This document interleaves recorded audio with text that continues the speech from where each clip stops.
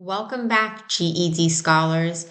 In this video, we're going to talk about how on both the RLA, which is the Reasoning Through Language Arts exam, and the Social Studies exam, you will have questions which will ask you to read a paragraph or maybe a passage that has a couple of paragraphs, and then they're going to ask you to identify which of the following is the central idea or the main point or topic, main idea. And so when they ask you anything about central idea, main point, topic, main idea, it's the same thing.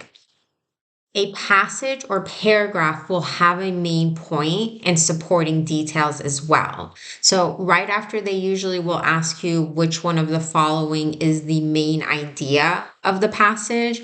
They'll probably ask you questions about the supporting details. And supporting details can be facts, examples, descriptions, and specific pieces of information.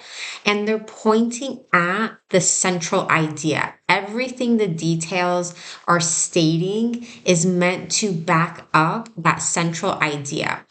I'm also going to let you know, not always is the first sentence that central idea. Sometimes the central idea might be in the second sentence, or it might be in the middle of the passage, or it might be towards the end of it. So don't always assume that that opening sentence is going to be that main idea.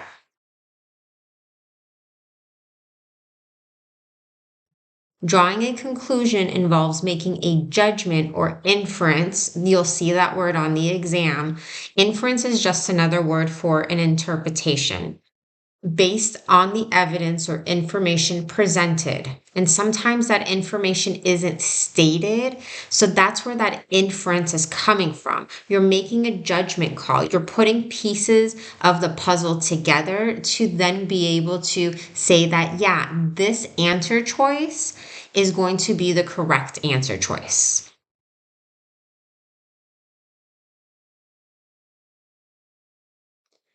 Something else I want to share with you in this video is all about multiple choice exams.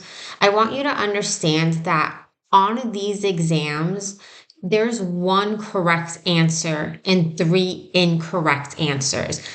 The GED exams are not the type of exams where they'll give you multiple choice and they'll give you four answers and one of them is correct. Maybe another one might be correct and you'll get some points if you choose it. That's not how this exam works. There is one correct answer and three incorrect answers. So a lot of the times when students run into problems on multiple choice exams where they can't identify the correct answer immediately, I always tell them, we'll start eliminating answer choices that you know are completely incorrect. There is proof from the passage, or there isn't any proof in the passage that this is a good answer choice. And that's the other point too, folks. Everything that will help you get to the correct answer choice is on the exam. The GED exam, whether it's in the graphic, like a map or a chart or a passage or a paragraph, everything you need to know to get to the correct answer is right there for you. Another tip before we get into an example is practice makes permanent. So you need to be studying constantly in order to gain the skills you need to pass these exams. For reading comprehension, which is basically what this is when you read a passage and they ask you what is the main idea or the central idea, that's part of reading comprehension. And we all need reading comprehension skills because we read all the time. Even if it's something as quick as a blurb on social media or maybe a contract on your new phone, we need to make sure we know how to read well. I suggest you purchase GED study guides. You can purchase them on Amazon, Walmart, sometimes used bookstores will have them. I just always want to make sure you purchase one where the practice problems haven't been completed for you yet. That's the upside of study guides, is they have practice problems for you.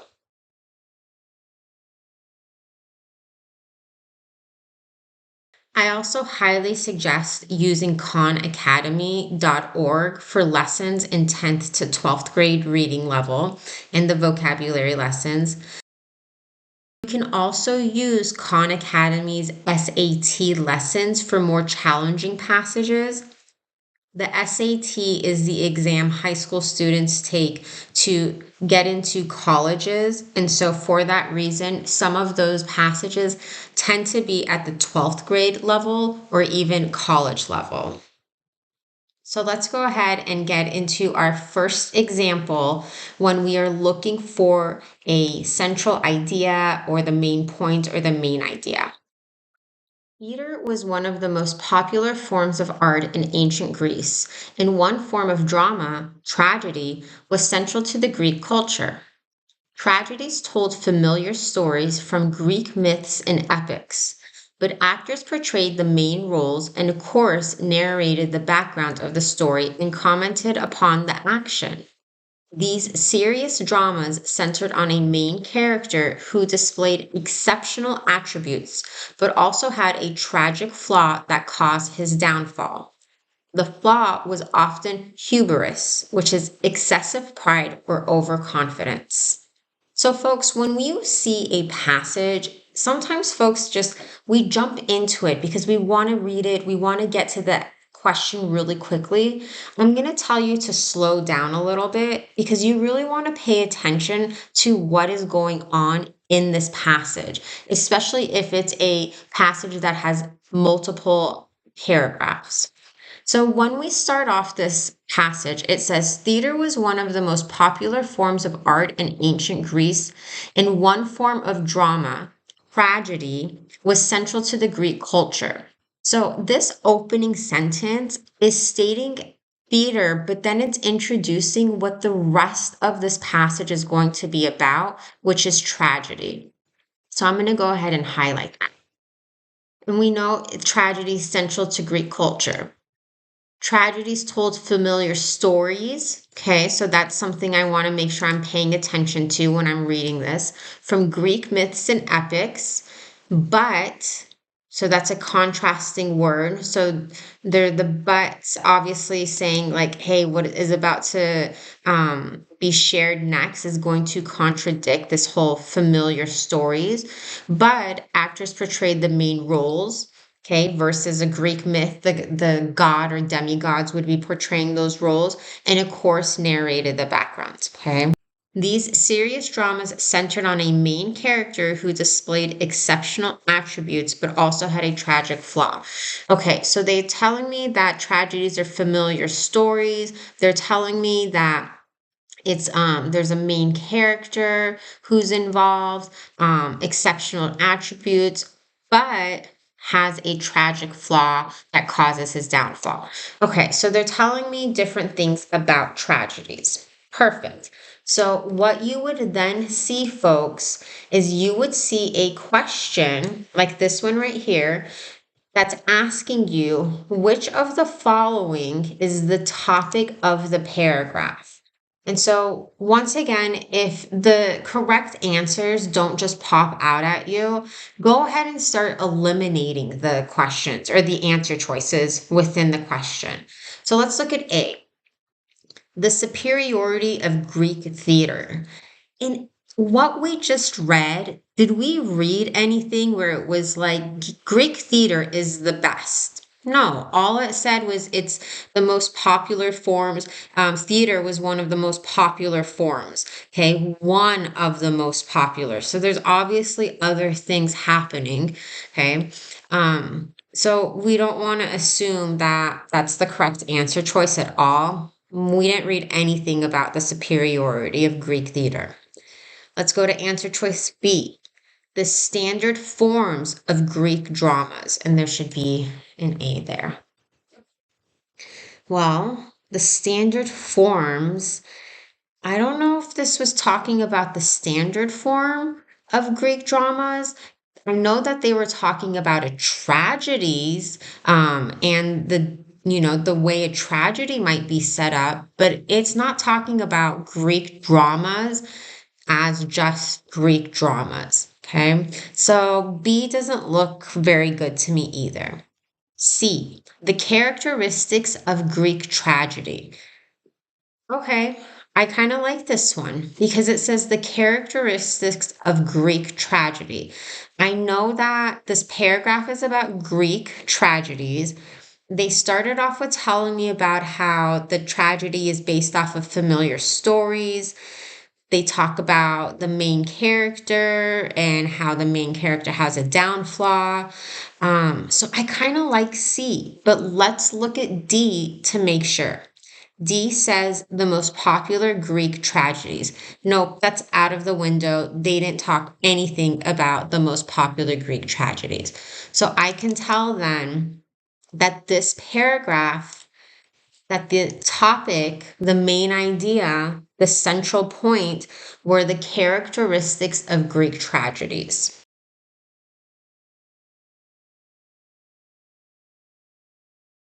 So the second question asks, which of these details supports the central idea? Okay, let's look at A. Theater was one of the most popular Greek art forms. That's not really pointing to the fact that this passage was all about Greek tragedies. So I'm gonna put that on a back burner, but a really far back burner. Let's look at B. Tragedies were more important than comedies in ancient Greece. We're not going to even discuss that. That's out the window. They didn't talk anything about comedies up in that passage. So let's look at C. Greek, oh, it's missing an S, folks. Greeks thought flaws other than hubris were not tragic. We don't know that. We have no idea what the Greeks thought about flaws. So C out the window. Well, let's look at D. The main character of a Greek drama has a tragic flaw that causes his downfall. Okay, that helps me out a lot. So between D and A, let's look at A again. Theater was one of the most popular Greek art forms. Which one do you think is a supporting detail of what we read? If you thought D, you're correct. D is correct because this sentence, the main character of a Greek drama has a tragic flaw that causes his downfall, is basically a repeat of what we read towards the end of this passage. Versus theater was one of the most popular Greek art forms. It says theater was one of the most popular forms of art in ancient Greece. And although we see it up here as an introduction, it's not helping what the rest of the passage is about, which is specifically about a form of drama known as tragedy. So for this question, D is going to be our answer.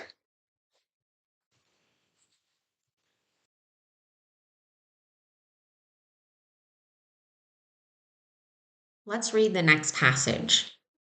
With the passage of the 15th Amendment in 1870, all African Americans were given the right to vote throughout the United States.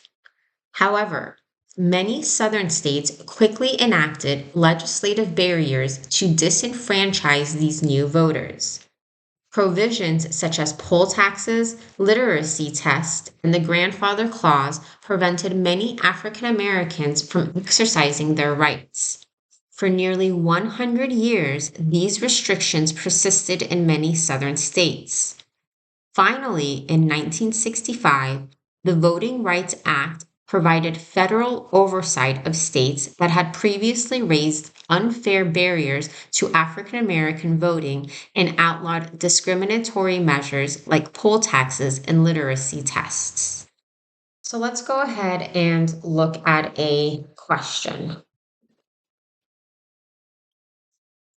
The question asks, which of the following describes the author's main idea? A. The Voting Rights Act of 1965 ended discrimination in all areas of American society. I'm going to say no to this one because, first and foremost, it's using this word all, which is a very strong word, folks. And this paragraph was not talking about all in any way. And it's also saying American society. This passage is talking specifically about African American society. So A is out the window. B. The main effect of the Voting Rights Act was to empower individual states to end discriminatory measure against African American voters. I know B is incorrect because in the passage itself, it says, finally, the Voting Rights Act provided federal oversights of states, which means that it was not giving individual states the power to end discriminatory measures. So B is out the window. C says the Voting Rights Act gave the federal government oversight of state elections to end barriers against African Americans. I like C. So far, C is our best answer, but let's look at D. D reads, the 15th Amendment did not end racism in Southern states. Well, nothing in the passage even aimed or said anything about the 15th Amendment ending racism in those Southern states.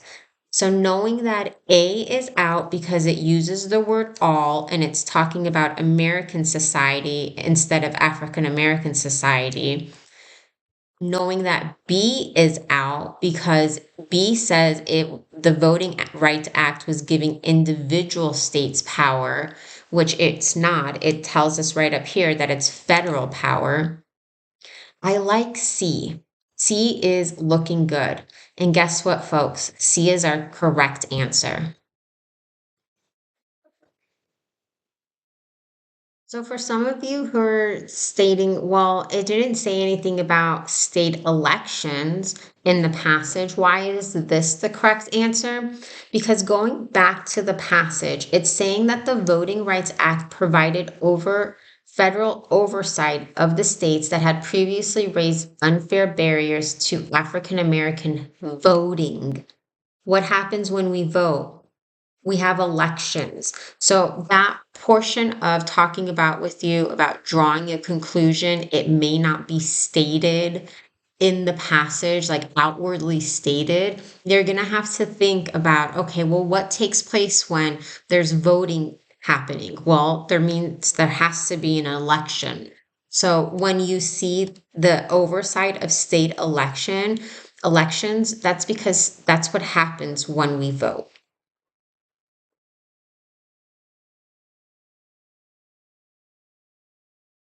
So let's look at an example of when you might be asked to draw a conclusion based on not a passage, but on a map or maybe a graph.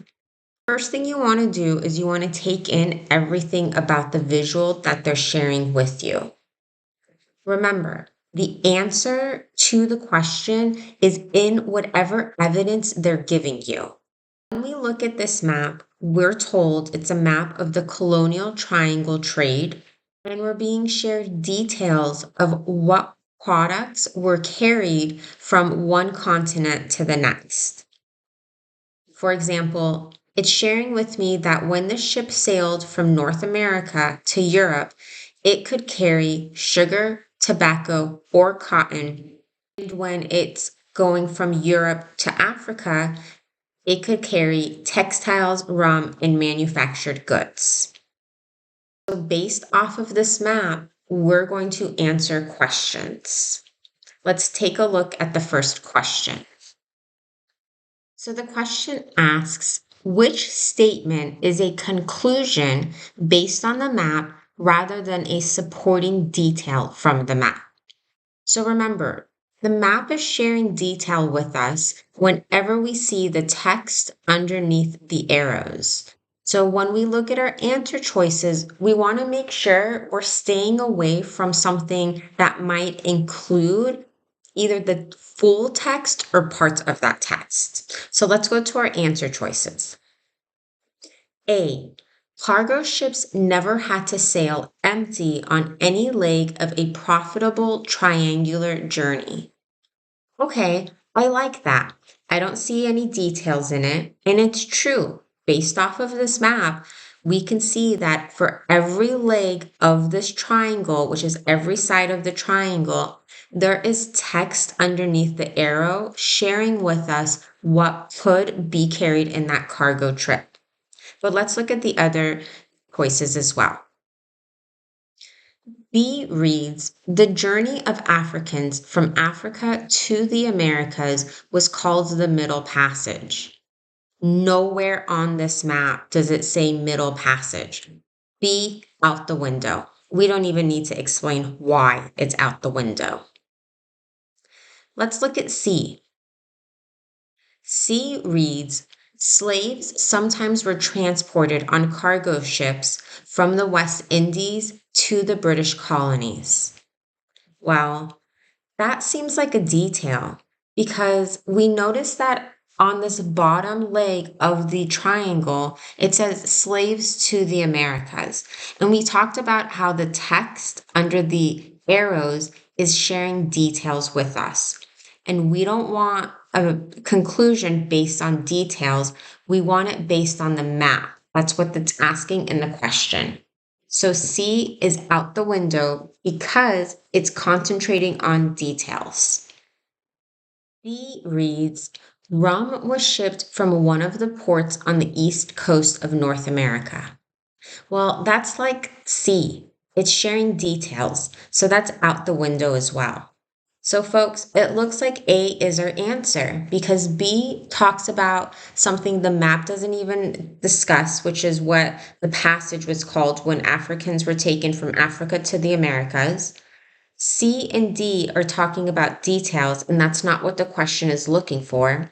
So, the answer to this question is going to be A. Thanks for watching, GED scholars. You know what you're doing. Keep your head up. You've got this.